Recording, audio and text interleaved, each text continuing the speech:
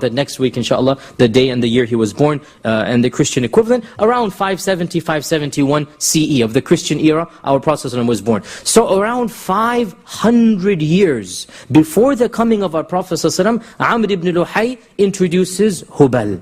So it takes 5 centuries of pure paganism to spread to all of Arabia. Now, question arises, how could one man single-handedly change the religion of Ibrahim and Ismail?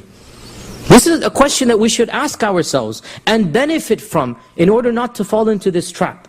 One man can change the religion of their forefather Ibrahim and Ismail. How so?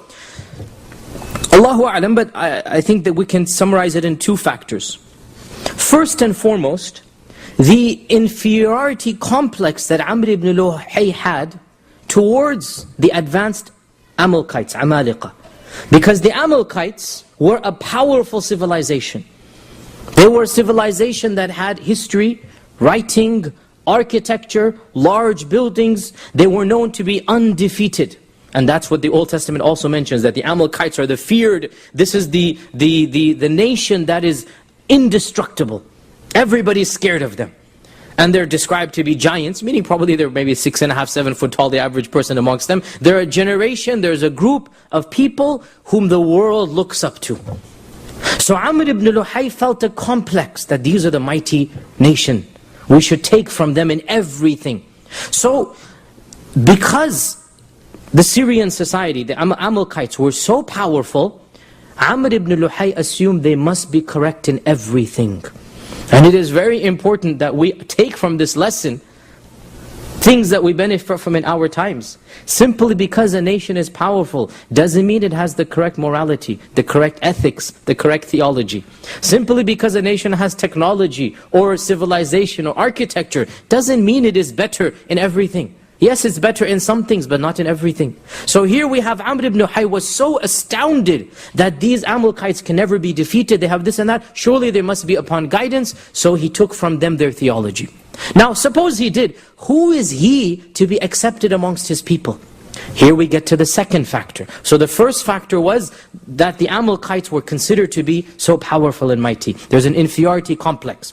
The second factor, Amr ibn Luhay was not just a lay person. He was the chieftain of Khuza'a. Who is Khuza'a? You remember a few weeks ago, I mentioned very briefly the history of Mecca for 500 years. Very briefly, just a few paragraphs. And we mentioned that the descendants of Ismail were for a period of time kicked out of Mecca. Until Qusay came and reconquered Mecca. Right? So, for this period of time, who was in charge? Khuza'a.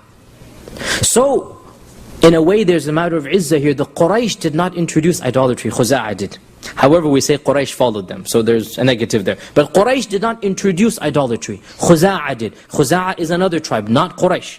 So Khuza'a was in charge of Mecca, not the Quraysh. And Amr ibn Luhay was their chieftain. And this chieftain was considered to be one of the most respected chieftains of Arabia. And it is said that he had a lot of power, that he won a number of victories, that he defended Mecca against foreign invasions, that he was a generous man, so his people loved him.